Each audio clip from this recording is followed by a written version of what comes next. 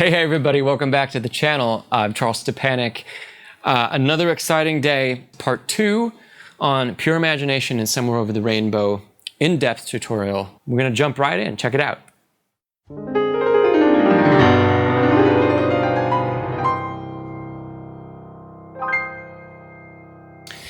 Okay, so in part 1 we covered playing with rubato. If you haven't seen part 1, I definitely recommend you go check it out. And you can click to it right up here or in the description below, part 1. So we're going to skip over all of that stuff. We spent a considerable amount of time unpacking what all of that means, right? So today we're going to jump into part 2, phrasing. Phrasing and rubato, they kind of go hand in hand, but I separated this out because I have a couple different examples that I'd like to share with you. So we're going to jump into measure 14, okay? Measure 14. So again, if you have a score in front of you, that's great. You can look for your measure 14. I'm going to put some of these up on the screen for you. If you're playing off a score from Music Notes, it might look a little bit different because their score that they've released and my original one look a little bit different, but the measure numbers are the same. So we'll always use measure numbers. Okay, so jumping into measure 14, talking about phrasing.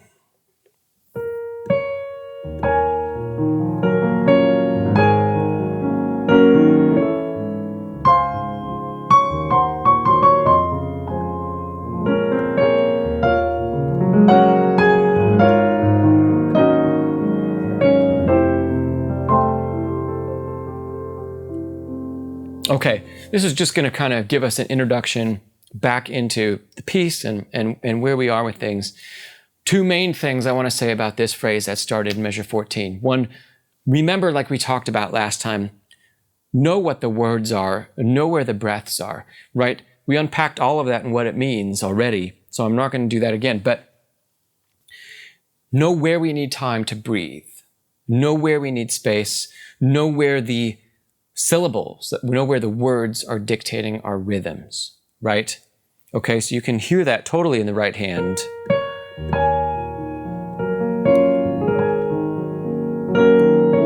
Time, and then push, and then time, and then push forward, time, push. Right? Okay. So there's all kinds of things in there. That some of them have to do with that rubato that we talked about earlier. Let's dive a little bit deeper into this phrase, okay? There's a lot more going on. Now, instead of thinking about words and thinking about all those little chunks, let's think about a bigger picture, okay? So,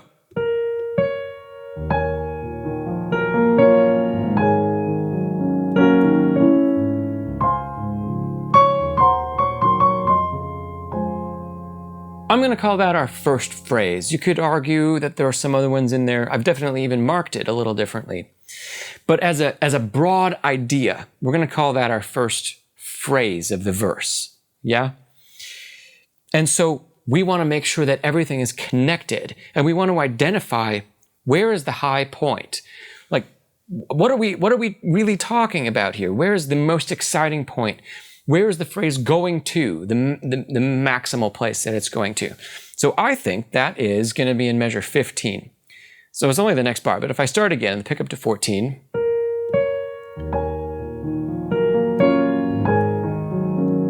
and it's going to here, right? We get this chord with the F and the root, and that's where we end, and then start over again.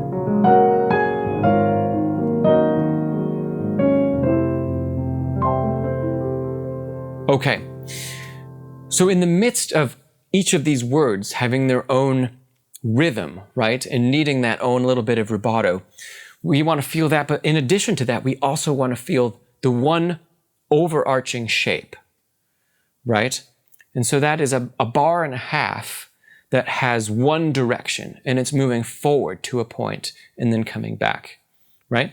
And it's not moving forward tempo-wise, it's moving forward emotionally. Right? to here, and then we back off.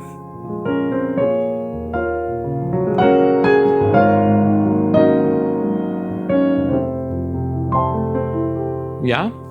Okay. Let's move on to another spot. All right? Since we're close to the beginning of the piece, we're going to talk about the very, very opening. The first 6 bars or so. The first 6 bars. Know that this was written with the intention that it sounds like, in my ear when I wrote it, was a string orchestra.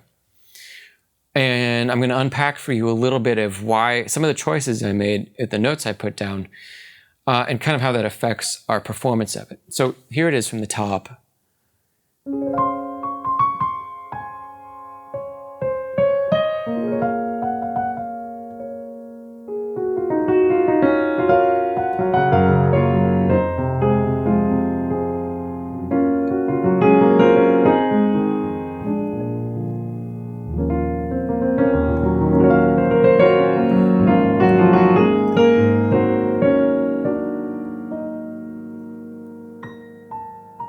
Okay, so a lot of push and pull, a lot of rubato like we've talked about before, right?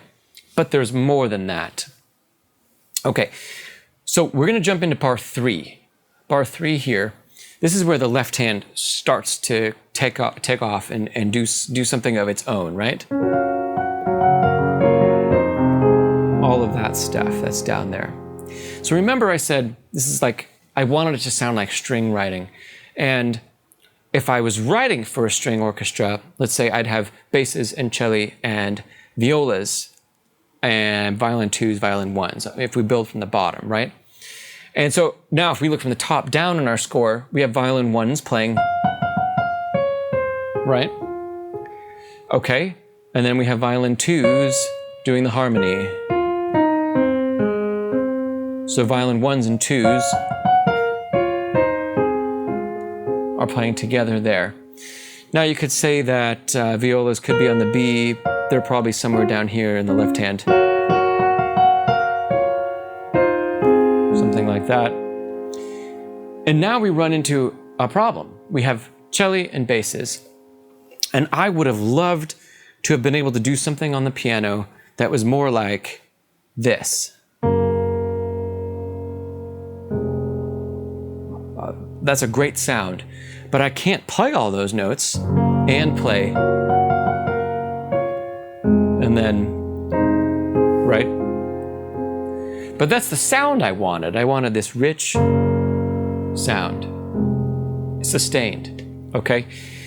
Now, we're pianists. We only have 2 hands. They can only be in so many places at one time, right? And so I had to figure out some way of kind of capturing the essence of this sustained nature of strings and bring it to the piano.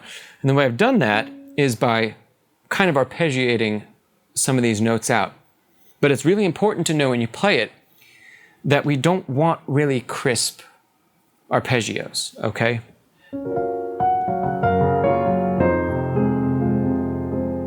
Yeah? So if you try to listen for the left hand with the right hand, it is so far, dynamically, so far beneath, with the exception of 2 notes in particular. This one, the G, and then the F. I bring out both of those just a little bit more.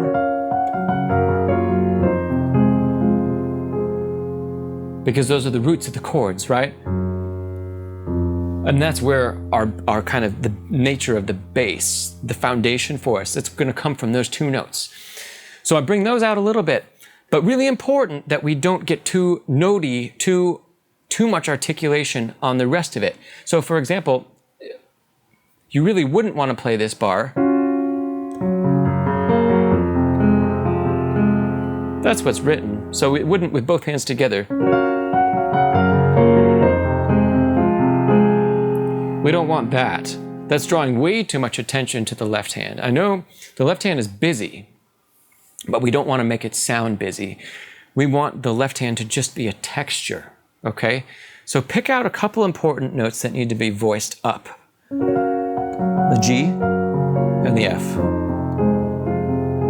Right? And then again the G, and the F, and the B. Yeah? So you're starting to see that pattern there. The left hand, throughout the entirety of this piece, throughout the entirety of Pure Imagination and Somewhere Over the Rainbow, the left hand is full of these arpeggios, or full of like scalar type motion, and it is always intended to be a texture. It's never intended to be real notey. It's never intended to be crisp, for sure. Okay, so let's go back to the top of this. I'm going to play it for you again. Listen for the right hand is always more articulate. The left hand is always providing a texture.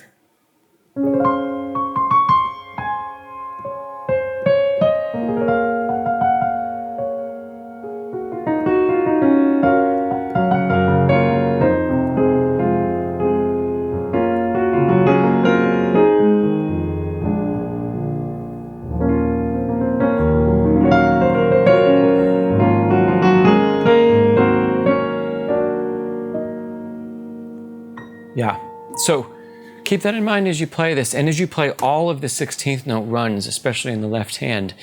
You know, if we go back to measure 14 where we started today's video and look at the left hand here,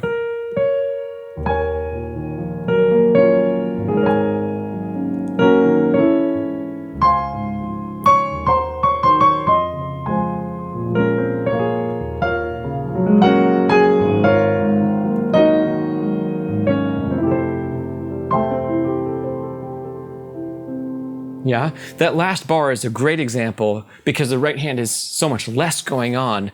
The left hand, you can really hear just how quiet that's supposed to be. We don't want to draw attention. We don't really want to draw attention to all of that, just like we don't want to draw attention at the beginning of the verse.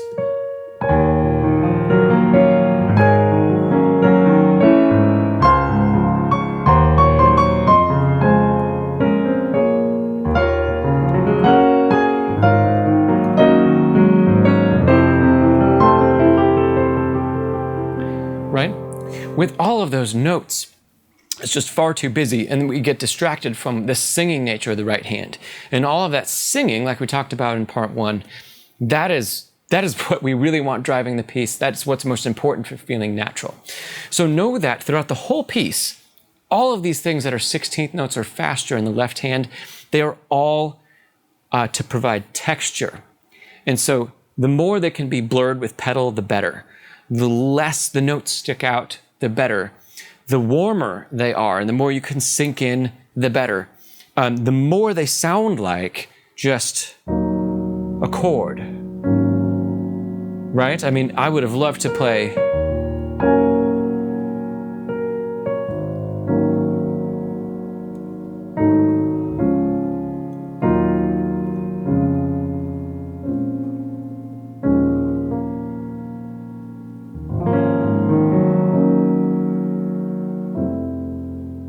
right?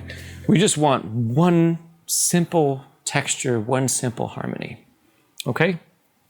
I know I said this is a video about phrasing, but I wanted to link the feeling of string orchestra into this video, partly because we don't want all of that busyness to take away from the phrase that the right hand is making.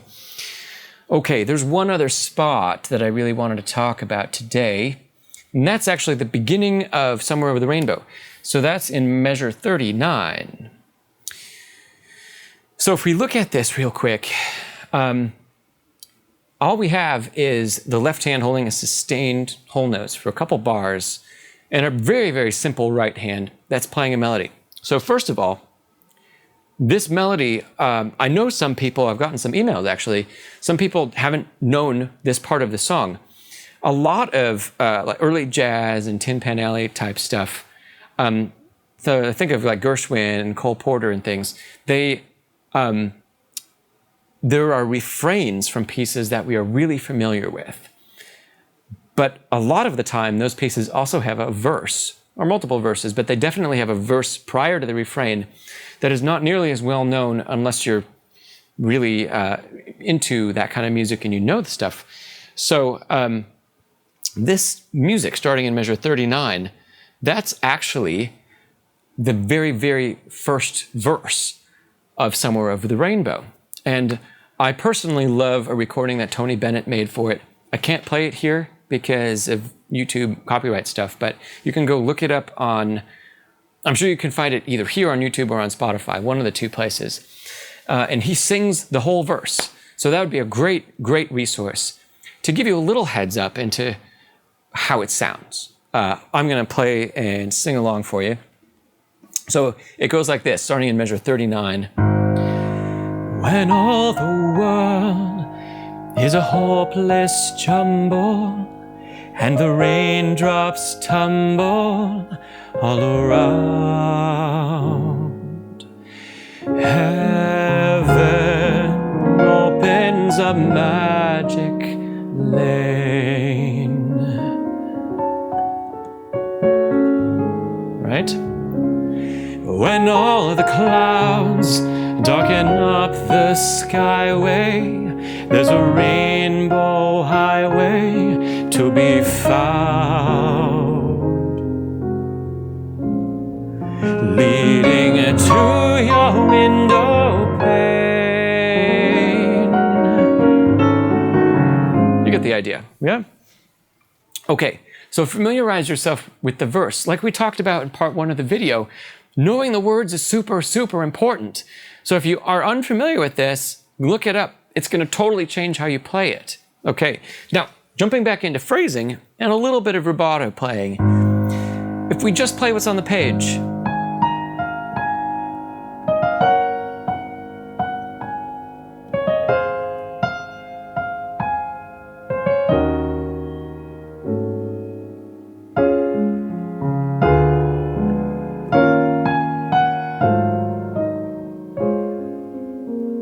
yeah, that's exactly what's there, and but it's pretty boring, right? Okay, now if you know the words, you know where the breaths are. You know what the rhythm of the words is. When all the world is a hopeless jumble and the raindrops tumble all around, heaven opens a magic lane. Yeah? Makes a huge difference, right? Now, the way we play the 16th notes that lead into the next bars, that lead into measure 40, that lead into measure 41, they're faster than just the regular 16ths because of the words that go on. Is-a. When all the world is a hopeless jumble, right?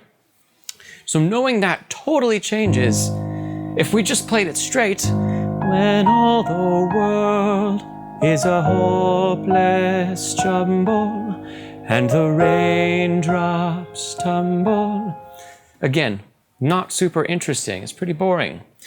So all it takes is listening to a really good singer. Go listen to Tony Bennett. Listen to a really good singer and how they make that phrase, right? Where the breath is. How those words work. Speaking of breath, if we look at measure 42, there's not much going on in measure 42. 2 chords. But if you know the word, and you know what your singer's doing, what your imaginary singer's doing, what happens is there is time that's put in the middle of that bar, right? The words are all around. Yeah, so if we know that, we know how the singer is crescendoing, decrescendoing, just that one note, where the last consonant is, where the breath is, then if we put it all in context,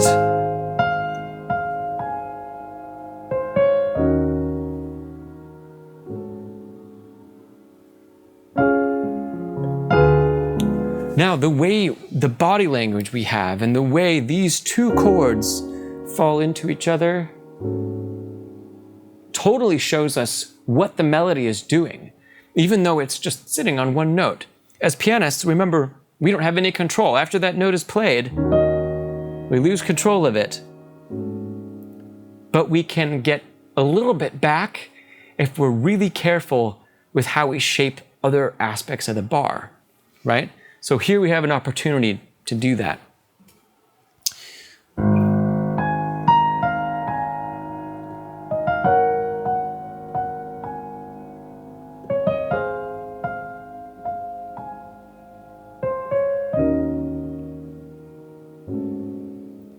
All right, so don't be afraid. Don't be afraid to play a little bit with the tempo. Don't be afraid to, as you make a phrase, the world is a hopeless jumble.